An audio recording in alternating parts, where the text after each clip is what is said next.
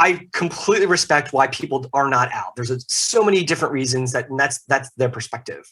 But I would also challenge and say that for every pronoun you're managing, in the workplace, because you don't want people to know it's same sex or whatever, that's energy you're not using to perform better, to be a better leader. And so I challenge each leader to say, what's the trade-off on keeping that authenticity kind of in the shadows? And why not bring it out to light? Because it's not just going to be good for those around you, but it's going to be better for you too. Welcome to the HR L&D Podcast with your host, Nick Day, CEO and founder of JGA Recruitment, specialist HR recruiters.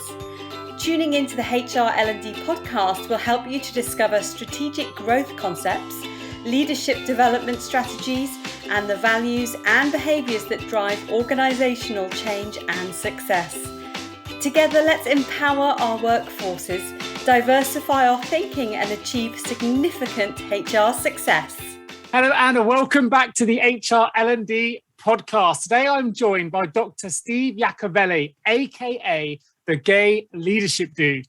Now, he's an award-winning author, speaker, and catalyst for inclusive leadership, both in and out of the workplace. Now, Dr. Steve Yacovelli is also an entrepreneur. He founded TopDog Learning Group, LLC, in 2008, and he's a thought leader in leadership, diversity, inclusion, and belonging, as well as change management, all things we're going to get right into during the course of this podcast. Now, Steve and TopDog have worked with Fortune 500 greats ranging from the Walt Disney Company and Bayer to amazing not-for-profits like the Bill and Melinda Gates Foundation. And he does that to help clients to grow, to develop, to expand, and most importantly, to really help drive and bring forward their corporate learning in relation to diversity and inclusion objectives. And with over 25 years experience in this sector, Steve is a rare breed of professional that understands the power of using academic theory and then applying it to the corporate setting to achieve business results. He's also authored 2 books. One of those is an award-winning book called Pride Leadership, Strategies for the LGBTQ plus leader to be the king or queen of their jungle. And we'll definitely talk about that a little bit later on. And he's also hugely fond of dogs. And that's something I'm really keen to find out more about as a dog lover myself. So more about that later in the show. But Steve, welcome to the HR L&D podcast. How are you doing today? Good, Nick. How are you? I'm very well indeed. Very excited to have you on board. Excited to talk about dogs. Excited to talk about inclusive leadership as well. So look, let's start at the beginning. Tell us all a little bit more, tell all audience members a little bit more about how you've got to this point in your career and how you've become known as the Gay Leadership Dude. Please find out more.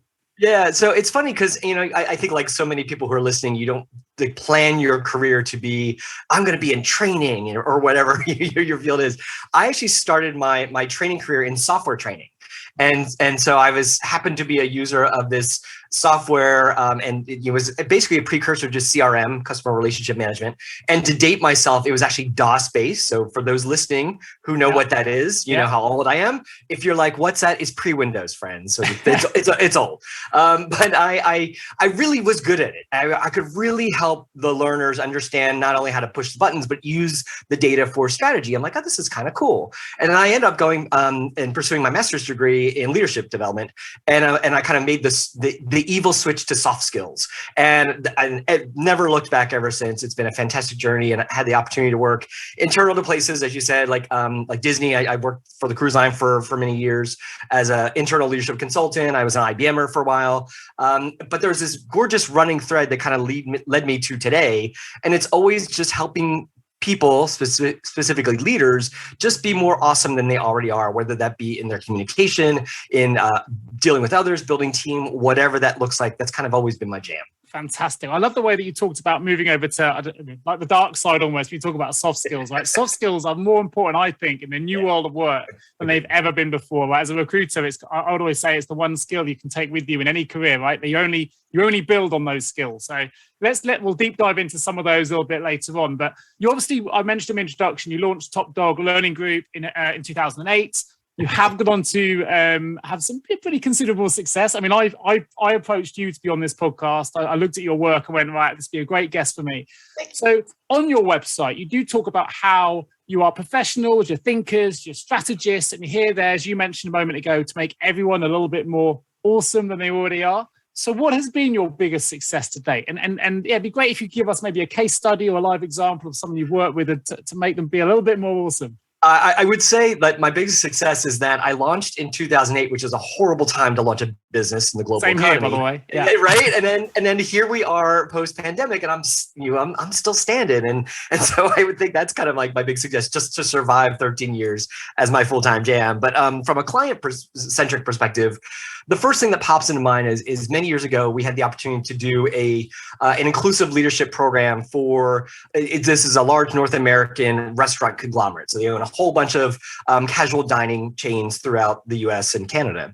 And they first approached us to say, hey, we'd like to do some like stand-up training with a little bit of sprinkled of online support. We're like, okay, like, is that really the right approach? And so we were able to, we don't always just be order takers. We kind of like to ask our client partners, why do you want that as the solution? And kind of let them share with us, and then kind of direct them, either reinforce, yes, that's the right solution, or you know what, let's rethink this mix. And so we actually, in that perspective, were able to retool their look, thinking about the solution. So we kind of flipped it around. It became 85% virtual, and then 15%, face-to-face support through a third party, usually like a regional manager or something. And it was all about inclusive leadership, and it was fantastic. And one of the coolest things about that project was that at the very first meeting, and this doesn't always happen, but the very first meeting, I asked the client partner, okay, flash forward, it's a year-ish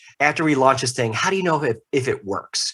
And really having that conversation about measurement within the first 10 minutes. And I do that all the time. We do that all the time. A lot of our clients are just like, yeah, we got it covered, but they kind of don't. So this was a rare instance where the client was so on board with the data, because I'm like, you're spending a lot of money on this program for us to create it, launch it. We're teaching 6,000 leaders how to be awesome. Don't you want to know your ROI? And they're like, yes, we do. So I think that was probably one of my favorite projects. And it's actually, and this is maybe 10 years ago, it's still churning to this day, which is kind of nice. I can totally understand the situation in 2008. We launched this business, JJ Recruitment, 2 weeks before Lehman's went under. So yeah, similar challenging circumstances. So total sympathies there. But hey, we can applaud each other. We're still going, and we're going strong, which is good. That Elton John, I'm still standing, is still absolutely ringing. There you go. Well, the money. So you talked about your strengths. What about the weaknesses then? What are some of the failures that you've learned from during that 10-year or longer? I think my biggest failure is, and this is kind of surprising. There's only 2 employees within my business, and everyone else is a contractor. And that's by design, because I can ebb and flow. I can find exactly right fit talent, but I'm the bottleneck. And I know that. So matter of fact, I just had a meeting yesterday with a potential chief operating officer, because I know it's time to really start to grow the business beyond just me. But I have this army of insanely awesome 1099 consultants. A lot of people I picked up throughout the years, either they were clients of mine and they decided I want to go out on my own. Like, come on under the TopDog doghouse, and or people I used to work with at Disney or some of the other places, and you just kind of pick up these people along the way that I like to work with you. I like to work with you. So that's great. But because it's just truly me, it can be a lot of plates on sticks spinning. And I think that's always been the challenge with TopDog. Even as we continue to grow, I'm the bottleneck, and I need to not be the bottleneck. Yeah. Well, let's deep dive into that a little bit then, because your company name is TopDog. You refer to, I didn't realize you had 2 employees. Obviously, being on your website, done my research, you've got your client partners listed there, which you called the pack, which I love. Yes. Which I love. I'm assuming that's that's connected, right? So it does. Even your website feels inclusive in that way. But what was the inspiration? You obviously got a love for dogs, but behind the company name, behind the pack theory. Tell us a little bit more about that. Well, it's kind of funny because TopDog actually started with my friend and I, Ruth Bond, actually who's from the UK originally. But I was taking her job at Disney Cruise Line, and we were on board one of the Disney ships. I was kind of shadowing her. It's very early in my Disney career. And she said, we need to start a business. I'm like, we have jobs. She's like, no, we'll do a side thing. And because together we're the perfect chief learning officer, because she was a little bit more seasoned in her career, more a higher level executive than I was, kind of like a middle manager, if you will. So we kind of got the idea together. We went to our senior executive at Disney and we said, hey, here's what we want to do. She's like, fantastic. 1, thanks for coming. Good integrity. Don't use Disney stuff. Don't use Disney time. Have at it. We're like, cool. So we had this side hustle, and we were sitting down in Ruth's backyard, and we're trying to think of a name. And she also is a big lover of dogs, and her last name is Bond, which of course is so gorgeous and British. But it's like Bond and Yacovelli and Associates. No, that's so boring. And so we're thinking through, and her beautiful big giant chocolate lab walks by. His name was Potter. And I'm like, what about something with dogs? And so we started riffing on dogs, like big dog, whatever. And we landed on TopDog. And so TopDog Learning Group, and we wanted the group to be inclusive because we knew it will grow beyond us at some point. And so that's kind of how TopDog was formed. And then the best part is the logo you see here, if those who are watching. I actually designed the logo. I do a lot of graphics just as kind of fun. And that was actually inspired by the French telecom L'Orange, because flash forward to 2007, I was sitting, Ruth had since moved to Paris to run Disney University for several years. So we were still doing this part-time side hustle. And I found myself out of a job, full-time job. We'll just kind of leave it at that. And so I went over to kind of help her settle in, to be the puppy au pair, with still the same chocolate lab. And, I speak French, or used to speak it better. And I'm just sitting in a cafe like, what the heck am I going to do? And then I look up, and there's the French Telecoms logo, which if you don't know it, it's just a big orange square. And it says, it's L'Orange, but it says orange, basically, if you're translating in English. I'm like, I just like that square. It's just so solid. So I started playing around with that, putting the dog in front of it. And then that's kind of how our logo started. And then the last part of the story is I didn't even have a dog up to this point, which is just the funny people are like, oh, you must have kids, canine kids. I'm like, no, I don't. I just like them. And then when I got my first dog in 2009, so not too long afterwards, I quickly realized that the logo I created actually looks like Ella, my first dog. And I'm like, whoa, that was meant to be. So yeah, it's meant to be, exactly. And obviously you call your associates and your client partners the pack as well, which I thought was quite interesting. Yeah, I mean, that's the cool part. I think there's some people who are very serious about business, and that's awesome. And if that's your jam, go for it. We like to be playful on purpose because, obviously there's cognitive theory about how when you're more playful, it's more memorable. And so, I love it when I go to learning conferences and people are like, they wouldn't necessarily remember me. They're like, you're the dog dude. I'm like, absolutely, that works. So the brand stickiness was there. We'll talk about that playfulness. I mean, you self-coined yourself as the gay leadership dude, right? So where did that come from? And I guess behind that then, what's the secret to good leadership? You're coining yourself as being a strong leader, I would suggest, by having that as your title anyway. So tell me a little bit about the secret of good leadership, and also how you came across the opportunity, shall we say, the playful opportunity of just calling yourself or referring to yourself as the gay leadership dude. Well, it actually started in, and thank you for asking that question. It started in 2018 when I was in the midst of writing my latest book, Pride Leadership. And so this was my first kind of quote unquote real book, where I was working with a publisher, and we were having a great conversation. She's a brilliant marketer as well. And Jen from Publisher Purpose Press, we're going through the process, and she's like, what's your brand? I'm like, TopDog, you know this, it's my business. She's like, no, what's your personal brand? Because, the book is you, not your business, even if it's paying it. And I said, that's a really interesting point.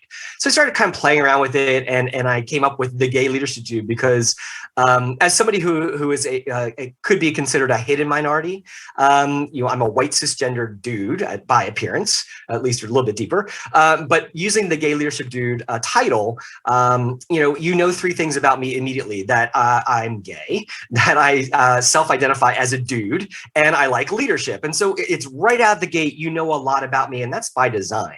And so that's kind of the brand, the cheeky fun that I've liked, because it just throws it out there. It's no secret. I don't have to do the heavy work of coming out except tell you my brand. But it also does make it kind of fun and playful. There's a little avatar that's pseudo me. He's not as scruffy as I am, but wasn't as bearded, if you will. But it's been really cool because that's kind of how I introduced myself. But I'm the owner as well of TopDog Learning Group, so they kind of play off each other, all about leadership, inclusivity, trying to make people a bit more consciously inclusive as the world goes on. It's very clever. I love it. It's very clever, and it is playful. So let's hone in on that leadership piece then.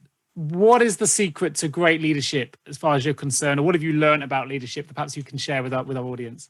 Well, and that's kind of how Pride Leadership started. I was at a conference, and I was kind of sorting my business cards, And, this woman next to me, which of course is now my publisher, she's like, what do you do? I'm like, oh, consulting, blah, blah, blah. How about you? She's like, I'm a publisher. I'm like, there's a book in my head that needs to come out. So let's get it out. And that's kind of what led to Pride Leadership. As you said, strategies for the LGBTQ plus leaders to be the king or queen of their jungle. Allies very much welcome as well. It's very cheeky, fun dad humor with solid leadership theory. But, as I'm thinking through what does it take to be a really successful leader now, and reflecting on my 25 plus years, all the folks we've interacted with, and as you said, we typically work with larger groups, larger folks, Fortune 500s, large not-for-profits, both US as well as globally situated, and you see patterns of behavior. And so I kind of got into my office, which I'm sitting in now, and I bribed a friend of mine who also does kind of leadership and OD work. And we just started brainstorming on Post-it notes, like, what are the competencies? I think we ended up with like 70 some, and they were just all over my office wall. And then we started clustering them together, ones that are kind of like-minded. And then I really started thinking it through, like, okay, so if I had to boil it down to what are my top six, I came with what I see as the top six, which is authenticity, courage, empathy, communication, relationships, and culture. And obviously they're gorgeously all intertwined. They're not like in their nice little silos, but I try to treat them, each chapter that way. And these are really the ones that truly make the difference. We'll talk about empathy. Let's talk about authenticity for a second. The first one. You look at the Brene Browns and some other fantastic leadership gurus out there who are saying, yeah, if you're authentic, you are such a bad leader. Why? People trust you. And that's ultimately what you want people to do is foster trust in relationships. So, if I'm not being authentic in the workplace, people know. And then what I did was, as I was going through about to write Pride, well, it wasn't even Pride Leadership then, it was just something leadership is going to be a generic one. And then I do a lot of, community outreach, a lot of social justice volunteering with my community and beyond. And so I started watching my fellow queer leaders within my sphere. And then, do you remember Sex in the City, Nick? Yeah, I do. Yeah. So Carrie Bradshaw would sit down at her old Mac and she'd be like, I couldn't help but wonder. And she's typing away. That kind of went through my head. Like, I couldn't help but wonder, is there something about the queer leadership experience that allows you to exercise these six just a little differently? So back to authenticity, if I'm an out gay man at work, which in the US, that's only 50% of LGBTQ plus people are actually out at work, which is way too small. But if I'm out at work, that's being authentic. That's throwing out there. Now, how do you exercise and channel that to just be an even more awesome leader? And that's kind of what Pride Leadership talks about. Right, fantastic. Well, so it's a great journey through. It's fascinating, and interestingly, we've got an audience now, pretty much all hopefully HR L&D leaders, right? So those 6 points you mentioned are absolutely going to resonate with those. When you talk about empathy, you need that as an HR pro. If you're talking about authenticity, relationships, communication, all of those things kind of sum up. I know it sums up many professions, but it really sums up the HR profession. Particularly if you're going to be a good leader, you've got to demonstrate some of those qualities. And you mentioned culture in there as well, which obviously is something that HR departments are very much responsible for. Mm-hmm. Something that's, it's not just UK, it's global at the minute, which is a real positive thing, is businesses now are much more conscious about developing a more inclusive workplace culture. What are some of the, piece of advice or I guess experience that you could share with the HR leaders that are listening to this to help them to achieve a more inclusive workplace or help them achieve a more inclusive culture overall? Yeah, I love that you asked that. And to the audience, we didn't plan that because it's exactly what's in my book. Yeah. Chapter 3 actually talks, it's called about, how to be a consciously inclusive leader. And so that kind of sprung up from my work at Disney when I used to start diving into the concept of unconscious bias. And I remember doing early on a workshop, and, I'm talking about, doing the intro, unconscious bias, blah, blah, blah. And there's this gentleman in the back of the room, and he was clearly voluntold to be there. Like, he was, you could just, and for those listening, you've probably been in front of the room and you know that feeling when people are just hands folded, their nonverbals are so, they didn't want to be there. So during a break, I walk up to this particular participant, or tourist, as I used to say. And I say, Fred, is there something on your mind? He's like, you're talking about unconscious bias. I'm like, yes. Well, if it's unconscious, I can't do anything about it. I'm like, like, okay, that's a good learning for me. So ever since then, I stopped using unconscious bias and turned it into the active for being consciously inclusive, because you can do something about it. And so that's kind of where I share with a lot of leaders is that, we all have the ability to be more consciously inclusive, to teach those around us to be more consciously inclusive. And what are some of those things to do? And it's really just being a good ally to any of us others out there. And so it's things like, as an HR professional, what is that culture of feedback, for example, especially when you have those not so cool statements that are said, and people have that opportunity to refute them, or they don't. And so that's, if you don't, for example, I was in a client meeting a couple of years ago when we could travel places, and it was in Atlanta, and we were doing like a closing session for this change management project. Myself and Lori, one of my top doggers, was there. And there's like 30 plus other client people. Was like yay, we're here. And then at the head of the table was the senior executive, and male, and that's important to the story. So just as we're about to start the closing meeting, you can hear the senior executive go, well, all women drive. And everyone looked, but didn't say a word. And so at that exact moment, we were all engaging in silent collusion. We were silently agreeing or supporting that stupid comment that this male executive said. Sure. So one of the things that I like to teach, both in my workshops and my online training, and anyone who will listen, is don't do that. Not only does that create a negative workplace culture, but it also undermines you as a leader. Because if you're not refuting it, especially if you're an HR person and you don't have that courage to say, what did you mean by that, Bob? Say that Bob's the executive. Then, people aren't just looking at Bob and saying, oh, well, what do you mean by that? But they're also looking at you and saying, well, why didn't you say something? Yeah. Well, why didn't you defend me? It becomes acceptable if you don't refute, right? Yeah. Exactly. And so I think that's one of the biggest things I've been trying to work with any leader is do have the courage to refute those stupid statements that are said, so that it creates a workplace of inclusiveness for all of the others that are out there. Yeah, no, it's a brilliant point. I think something, just to revert back to something you mentioned right at the start of this interview, you talked about I think it was your first question when you met that client in your case study. You said you were like, how are we going to measure these results?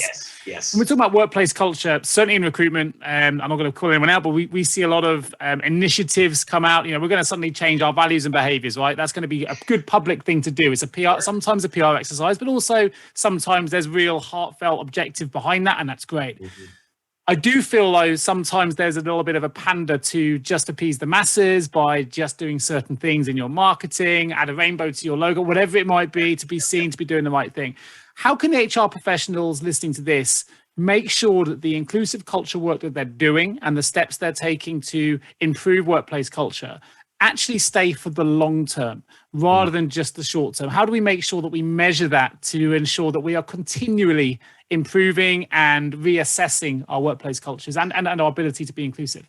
Yeah, it's a brilliant question. I think the first step would be, okay, we want to go down this journey. How are we holding ourselves accountable to make this stick? And what does that look like? And that's senior leadership. And this is why we focus on change management, because a lot of all the stuff we do, we're not a training company. We're really a change company that uses training as one of many arrows in our quiver to help facilitate lasting change. And so when we talk about creating a conscious, inclusive workplace, you can look at some great data out there. I'm a big nerd with ProSci, which is one of many change management firms who do a lot of great research. That's my certification. And they always look at what are the reasons why change doesn't stick in a workplace. And it seems like every single year, one of the top 5 reasons is the lack of perceived support by the senior executive team. And I emphasize that word perceived, because I've had conversations with senior executives. They're like, well, we sign the checks. We have you and your team in here, Steve. I'm like, yeah, but are you out championing the change, in this case, being more inclusive? Do people see you? Or is it just like, here's my email statement, signed at the dotted line, but somebody in communications wrote it, we're done. And that's not how you foster lasting change. And so starting with the accountability from all levels within the business, with all levels within the workplace, that's the best place to figure that out. And then, great, how are we going to hold each other accountable? And then what do those numbers look like? Are we looking at our recruiting changes? Are we looking at where we're putting our open recreations, our open recs? Is it, yeah, sure, we're sending people to that inclusive leadership class that TopDog's doing, great, butts in seats. That's a bitty start, Kirkpatrick 1. But let's look at change of behavior. How are we looking at the behavior shifting versus the tick box of people just coming through my and I appreciate that, especially having run a learning function. But please don't do that. And a lot of our clients, like, we tell them, let us do that. And like, no, we're good. And I that really gets me frustrated because there's such a huge opportunity in the learning and development profession to really further emphasize what measurement looks like. And people often say with me, well, Steve, we don't have the time or the energy, the resources to get that deep to correlative analysis. I'm like, fine, get a dashboard approach and look at all the pieces of data that end up telling a holistic story. So employee engagement surveys, most big companies do those. There's probably a question, if not there should be, on, I feel a sense of belonging in my workplace. Gee, isn't that an indicator of feeling inclusivity? Absolutely it is. So is that a direct correlative analysis to, say, my training class? No. Is it indirect? Absolutely it is. And so those typical data points, you collect them and you get a better sense than just saying, like, here's my butts in seats, or here's the Kirkpatrick 3 I did, and doing a little bit bigger than that. And it's an ongoing journey, right? So as you mentioned there, like, there's no rush to get this done necessarily. There's a rush to start the process, because if you haven't started already, then you're already, you're behind, right? So let's start this process now. But it's not like there's a deadline to have this done. This is a continual process of reassessing, what our employees are feeling like, whether we're doing things the right way, have we fallen into old traps, has there been new ways of doing things that are proven to be more inclusive, right? So those that are putting deadlines on those things are probably approaching this with I would argue, with the wrong angle. I don't know if you'd agree. Yeah, I mean, it is absolutely a journey, not a destination. And I think as we start to really, truly think about creating more inclusive workplaces, I mean, it's just little drips on that piece of granite. It is little things like, do you put your pronouns in your emails and on your Zoom login and all that stuff? And do people understand why they do that? And I've had so many conversations with people like, what does that mean anyway? I'm like, I'm glad you asked. And so, we go down that path. This is a normalization. Pronouns are very important, especially to our trans brothers and sisters, blah, blah, blah. So, that's one drip on that piece of granite. Is that going to change the rock? No. But you add other drips like, okay, look at the images on our onboarding PowerPoint or whatever that is. Are they inclusive? I was at a client site pre-pandemic, and we have a one-day being a consciously inclusive leadership program we do, and it's meant to be like part of a bigger story within a workplace. And we were doing it at this large global manufacturing company. So we were at one of their sites. And just before the session, I walked around their lobby, and they had these 4 massive, beautiful black and white pictures of actual employees doing work stuff. And, global manufacturing, Nick, what do you think the demographics were of those 4 individuals in those pictures? Well, do you want me to make a guess of this? Yeah. Take a guess. Well, I can imagine they're probably the stereotypical white male. I've got to be careful on the age side, but probably white male, middle to middle age, probably.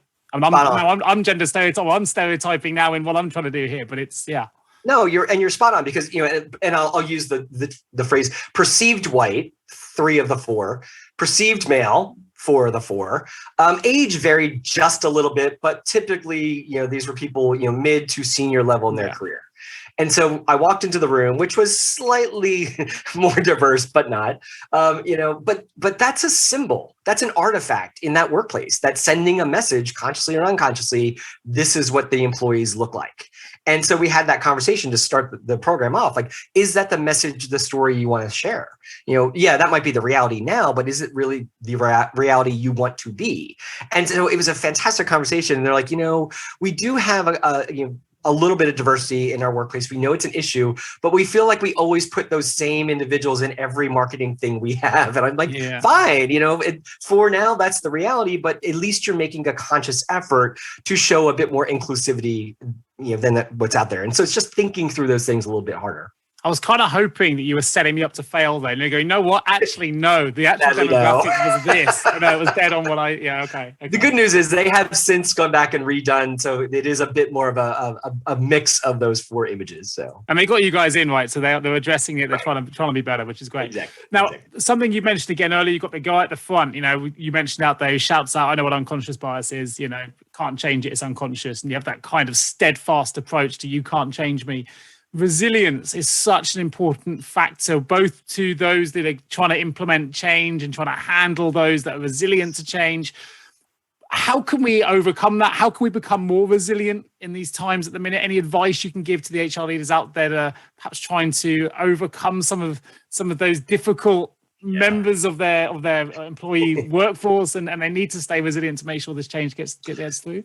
I love that you brought this topic, because it is one that, one of the 3 areas we play around with TopDog Learning Group. And it's an area, one of the areas I'm super passionate about. When I worked at IBM, I was a change consultant. It's when I first kind of got thrown into this whole concept that humans don't like to change and adjust for the most part. And so, understanding what that looks like from a resiliency perspective, I just totally immersed myself into everything I could find around the concept of resiliency. And really, when I look at, I think I read 20 plus books on all these awesome experts, and you started seeing common threads within, what does it take to be more resilient in times of change? And we have an online class we do it, and I used to do a bunch of face-to-face workshops on this, but really you can boil it down to the top 3. There's actually probably a top 5, you can go to the top 10, but if you boil it down to top 3, it's really three areas that really help build resiliency with both individual and workplace. And the first is having a positive perspective. And so, positive view of the world, glass half full, however you like to phrase it. Studies show time and again that if I have more of that mentality, where even in, I know here in the States, there's a children's book called Alexander and the Terrible, Horrible, No Good, Very Bad Day. I don't know if it's okay. And I remember it as a kid, and this little boy, and he's just having a bad day. And of course, bad day to him is I didn't get jelly on my sandwich, and it's a terrible, horrible, no good, very bad day. And so he keeps going on his day. And so when we have those days as adults, do we take a step back and say, okay, but that was a crappy day, but what was something that went well? And that's the type of attitude that truly helps people not just survive, but thrive when change happens. It's, some days, hey, during a global pandemic, some people I got out of bed today. I'm like, you know what? That's your best you can do. Fantastic. That's your day. Other people are like, I started a business. I saved my business. I started a podcast. I wrote a book, whatever. That's awesome. But having that good attitude will take you wonders when change happens. The second area we talk about is having a healthy self-concept or self-esteem. And it's really realizing that in times of change, especially when we're in that low point, quote unquote, we've all been there. We've all been at some point. I've yet to meet a person who's just had this even keeled lifestyle where everything is awesome, Lego movie. And, so when you were at that low point, reflect what got you back up. And when we can put our finger on that or identify those things, then we know in the next time we're low, we're going to bounce back. We'll figure it out, whether we rely on family, friends, your own self-concept, if you will, but that helps us bounce back in times of change. And the third one, and probably the hardest one, is being okay or comfortable with uncertainty. And of course, when you look at change, that's at its root the problem. People don't know what's happening, lots of ambiguity, lots of question marks. And from a cognitive perspective, as humans, that's unsafe. Maslow's hierarchy of needs. And now that makes us feel icky and vulnerable and scared. So those individuals that can learn to be okay with that, where they can focus their energy on what they can control or influence versus what people typically do, is they focus on the things they can control or influence, and they just like hammer their head against the wall. And then what happens? They get defeated. They lose their energy. They didn't do any sort of movement whatsoever that they could have. So, that's what we try to focus on. I love this particular quote. I use it all the time. Don't be consumed worrying about the weather. Instead, spend your time learning to dance in the rain. I love that. It's unknown. I wish I knew who said it, but it's so true, because you've literally just picked I'm not even making this up. You've literally just picked my favorite quote. I know it's slightly different, which is life's not about waiting for the storms to pass. It's about waiting to dance in the rain. Very similar. Absolutely. Love it. It's great. So I think, what we can do as a leader is not just look at ourselves, because it's pretty darn hard to lead a team through change if we're uncomfortable with it as well. So kind of do some self-reflection and self-work, and then set up the resources and the systems and the success for those around you so that they can adapt and not just survive, but thrive during the changing times. Have you ever asked yourself, how can any recruiter understand my HR recruitment challenges? Please don't give up on your hiring challenges just yet. Here at JGA HR Recruitment, we appreciate the difficulties associated with attracting, recruiting and retaining top human resources talent. We also understand just how costly a poor hire can be. JGA HR Recruitment would like to partner with you to help you overcome your hiring challenges. Contact us today on 01727 800 377 or visit jgarecruitment.com to find out more.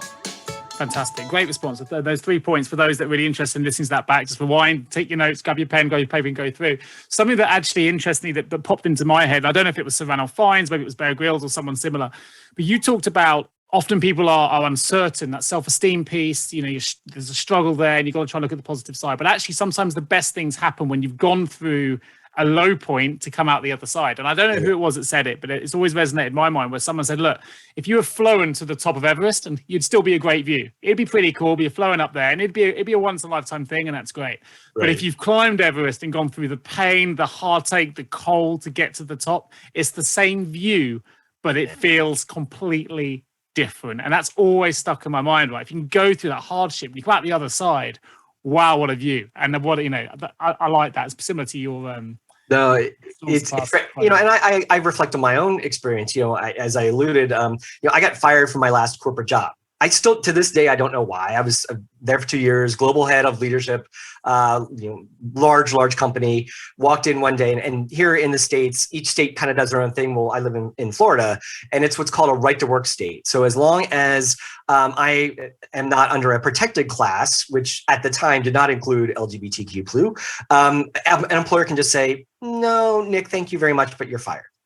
Without saying anything else, that's completely legal. Okay. And that's kind of what happened to me. To this day, I have no idea why, but it was one of the best things that's ever happened to me because it led me to France for several months to figure my stuff out, to look at L'Orange, to design my logo and be like, hey, I got a part-time gig, a part-time business already set up. Let's take it full-time and see what happens. And ta-da, 13 years later, here I am running this lovely business, have some fantastic teammates who work with me, lovely client partners. We survive or continue to survive, knock on wood, the pandemic. And I'd like to think I'm making a little itty bitty tiny ding in the world to be a bit more inclusive. So that probably wouldn't have all happened in this way had it not been being fired at some point. Well, I can tell you've got positivity running through your veins. It comes through in abundance, which is great. I want to talk a little bit as well, because you mentioned there, and I'm going to come back to this in a moment, all the things you have done. You forgot to mention that you're also an author of an award-winning book, which I want to talk about a little bit in a moment as well. Before we get there, though, I'd love to know about your experience and perspective for LGBTQ+ leadership. Something we haven't really discussed yet. We talk a lot, particularly on this podcast as well, about diversity, but actually we're often talking about diversity in a different context. We're not always talking specifically about LGBTQ+ issues. So what's been your experience and perspective now that you have come out, that you are quite open, as you say, the gay leadership dude? Has that changed the way you're viewed? Any advice you can give to others that want to follow in your footsteps, so to speak? I've always been out. I figured my authentic self out actually right when I entered the workforce and, my 23, 24 or so. And I kind of, I don't know how, but at an early age said, I'm not going to be in the closet at work. Now, I didn't, jump out and be like, hello, jazz hands, kind of thing, like to every employer I went to. But eventually I shared my authentic self. And I just had this conversation this week. I said to somebody, well, I for 25 plus years, I've been coming out all the time. They're like, what? I thought like in your 24 or whatever. I said, yeah, then, but every new person you meet, unless of course I use the gay leadership dude, then it's a non-issue. But I have to make that conscious choice when I'm standing in front of 30 participants in a workshop or 50 on a Zoom or 2,000 on a keynote and say, oh, hi, I'm Steve, I'm gay, I have a husband of 23 years and blah blah blah. Like that's a conscious decision I have to make, and so that can get exhausting. But I think for me, it's super important to do because that not only is it part of my brand, but I think it helps people understand and relate to the cornucopia, the difference, the uniqueness that does make up the queer community. We're the same striation as the rest of the population, just a little bit smaller subsection. And so I think the big thing I've learned is from a leadership perspective that's a personal decision to come out, but I usually encourage LGBTQ+ leaders to do it if they have that courage and comfort, and safety isn't an issue, obviously, because some situations you don't want to do that. It can, having been to the hospital and one of those instances eons back, don't take your safety into account just to make a stand, unless that's where you're at and you pick that hill to fight. But I think when I take a step back and look at any sort of leadership, whether it be queer leadership, whatever, it's just being empathetic. If I have to lead through the 6 that I talked about in Pride Leadership, they're not in a specific order, but you can get really far with just having empathy for any of the others that are out there in order to be a better ally for any of those others. Yeah, it's a really good point. I was listening to just to take it. Hopefully, this is relevant to Ian, a podcast by Ian Thorpe. The gold medalist swimmer, Australian swimmer. Yep. And obviously, he's a gay athlete, but he said that actually, had he come out earlier, he actually trained in some countries where it's illegal to be gay. The ramifications would have been severe. And actually, he felt it's a real shame that he should only be measured on his ability to swim. Totally. And actually, that held him back from being openly gay at that point, because he wouldn't have been able to go to certain training camps, certain countries where he competed, had it been so open. Hopefully, we're moving on now. Hopefully, some of those countries have moved on. It's a shame to hear there are still some out there that haven't. But I think we've mentioned there is really empowering for those that maybe are wrestling with it, but want to be more open or more authentic, as you put it, in the way that they are in the workplace. And hopefully, listening to this will help them on that journey. And I do share from. And I actually write about this in my book, Pride Leadership. I completely respect why people are not out. There's so many different reasons and that's their perspective. But I would also challenge and say that for every pronoun you're managing, in the workplace, because you don't want people to know it's same sex or whatever, that's energy you're not using to perform better, to be a better leader. And so I challenge each leader to say, what's the trade-off on keeping that authenticity kind of in the shadows? And why not bring it out to light? Because it's not just going to be good for those around you, but it's going to be better for you too.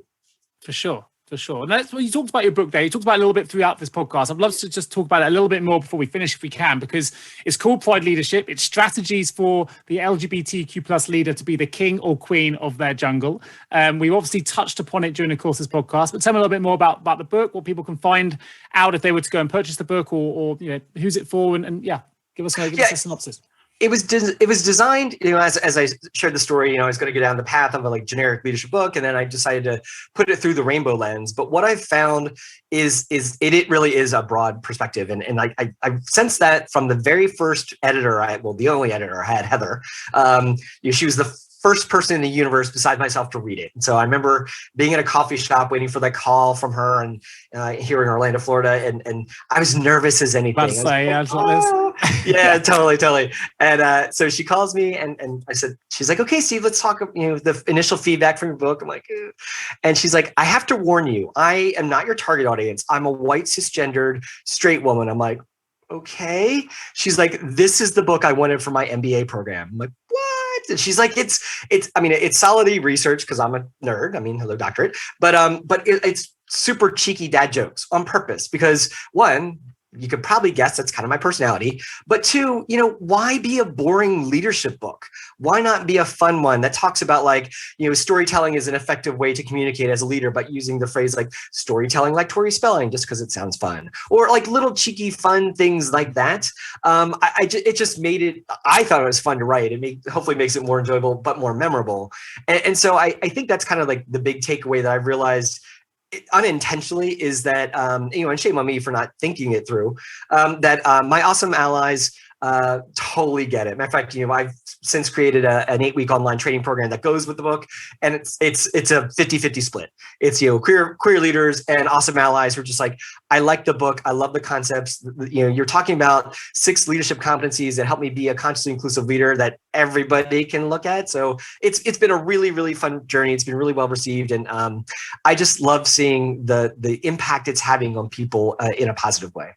Fab. Fantastic. I know that in previous podcasts as well we've had, like, this is something that all of us, and sometimes, so I've done some other podcasts on diversity, and I sometimes feel it's difficult for me as a white male already. I'm in a privileged position. I can't understand some of the pain, some of the difficulties that the people from other cultures and races and genders may be feeling, because I only know it from my position. But I know that if we're all championing and we're all moving together, we can make a difference. And actually this book is a great example. You talk about it as awesome allies, which I love, right? We can all, and I know the HR professionals that are listening to this are already on board. So I'm speaking to those already converted, hopefully.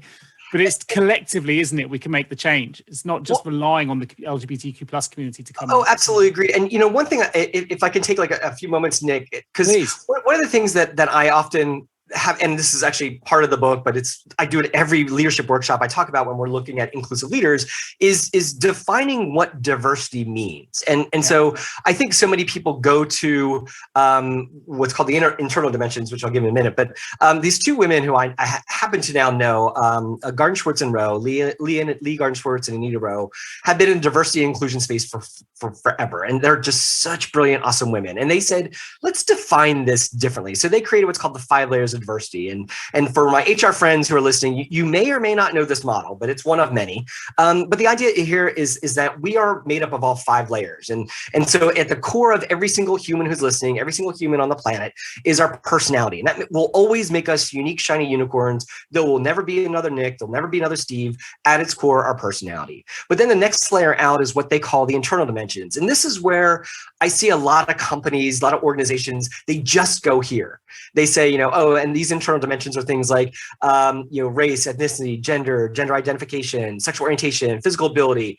And for the most part, these don't change the course of your life. But when I go to a client and, initial conversation, like, would you consider yourselves diverse? Like, of course we are. We have blank month. I'm like, okay, it's a good start, that they're going here.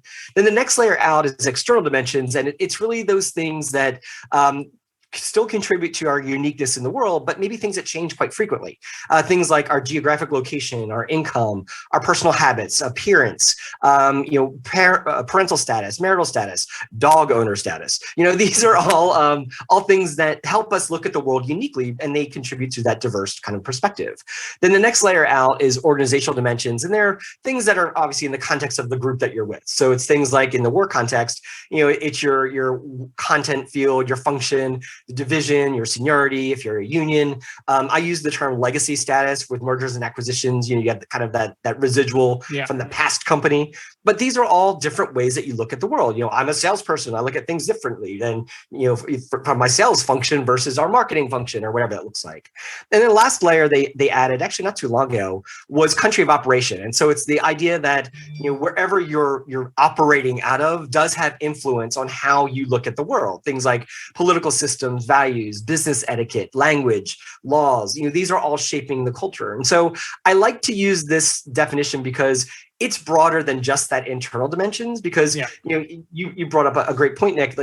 You're a white dude, but you also bring different diversity perspectives to the table by being a parent, or being a canine parent, or insert whatever here. And I often tell clients that you can. Obviously, internal dimensions, we want to absolutely make sure that we're including that mix of people. But don't discount the other differing perspectives that any person brings to that table. Look beyond what's on the surface and what's internal, and really start to explore some of those other different perspectives on how we view the world. Yeah, I love that. I'm a big football fan. It made me think about a saying that a friend of mine always said to me years ago now, because he doesn't play football anymore, but he said, David Beckham's a great player, but 11 David Beckhams doesn't win you a football match or doesn't win you a World Cup. Like, you need that diversity in your team. Everyone's got different specialisms, different areas of expertise that they can add.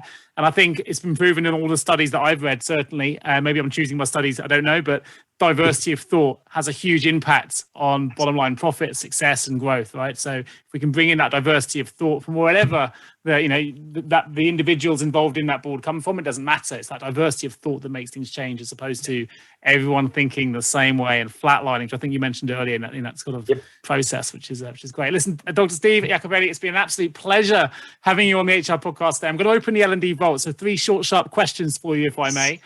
In hindsight, what is the one thing you now know that you wish you had known when you began your career?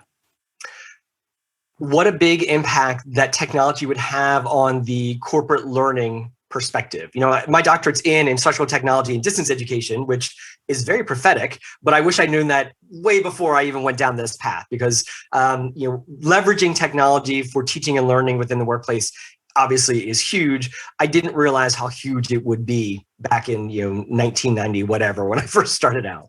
Fabulous. Fantastic. If you could give one piece of advice to the world to help everyone become a little bit more inclusive, what would it be? Listen twice as much as you talk. Nice. And there's a lots of quotes that go around like, you have 2 ears and 1 mouth for a reason, and blah, blah, blah. But just listen. And it's not just listen to, as to paraphrase Stephen Covey, listen to respond versus listen to understand, and ask those open-ended questions. Truly active listen versus just wait for your turn to speak. I love the quote that every great conversation starts with great listening. I like that. Absolutely. I like that. So last one, if you had the opportunity, what advice would you give a younger you just starting out in the world of work? Aside from wear sunscreen, I think that's always good advice. I think it's find a mentor as early as you can, and really, even better, a mentor who doesn't, 5 layers of diversity, match up with a lot of those for you, because you're just going to not only start to explore the profession in a different way, but then you're also going to explore humanity in a different way. So find a mentor, but find a mentor who doesn't necessarily demographically look like you. Great. Love that advice. I have to say, it's a piece of advice we get a lot from the guests I've had on this show. And a lot of them argue that nearly everyone I have on this show, if not everybody, is a guru in this field, right? So leadership and the leaders and TEDx speakers and people like yourself, award-winning authors. And it's a common theme of advice. I took it on board myself and got my first mentor after 18 years in this. And it's been working. It's actually a previous guest. I won't disclose the name in a minute, but it's someone on the podcast show now mentors me, and it's been brilliant. So I'll totally agree with that. So absolutely fantastic having you on the show. Where can people find out more about you if they want to go? Obviously, any links we mentioned now will be in the episode notes. If you're listening to this, please jump through and you can click straight through. But tell us a little more. We can find out more about what you do, who you are, and if they want to find out more. Yeah, the easiest place to go is TopDogLearning.biz, B-I-Z. You can see about me, about my team. There's links to the books. You can even shortchange the books, and wherever you're listening from, if you go to steveonamazon.com, it'll redirect you to the Amazon of your choice, whatever the last letters for your country will be, where you can find Pride Leadership. But our website, TopDogLearning.biz, has lots of free stuff, lots of blog posts, articles. There's free training on how to beat silent collusion is one of the many things out there. So TopDogLearning.biz. Fantastic. I have to say, folks, definitely worth looking out. You can access courses on there as well. He mentioned loads and loads of resources, the books. And what I'll do is I'll put several links rather than just one, because I think people can be directed straight through to your courses then, straight through to the books themselves. And obviously the book that we've talked about today, Pride Leadership, Strategies for the LGBTQ plus leader to become the king or queen of their jungle. Of course, if you're an HR L&D leader listening to this podcast and you need support with an HR or L&D related vacancy, well, that's where I come in. We're a specialist HR recruiter. Would love to know more about how we can support your business. Give myself a call on 01727 800 377 or check out our website, www.jgarecruitment.com. Just leaves me to say a huge thank you, Dr. Steve Yacovelli, for joining me today on the HR L&D podcast. It's been my absolute pleasure. Thoroughly enjoyed it. Thank you so much. Thank you, Nick. Thank you so much for tuning into the HR L&D podcast with your host, Nick Day, CEO of JGA Recruitment, Specialist HR Recruiters. If you need any help with a current HR or L&D vacancy, then please get in touch with Nick and his team. All contact details can be found in the episode notes. In the meantime, to make sure you never miss a future episode, please subscribe to the show through any of your favorite podcast channels. Till next time.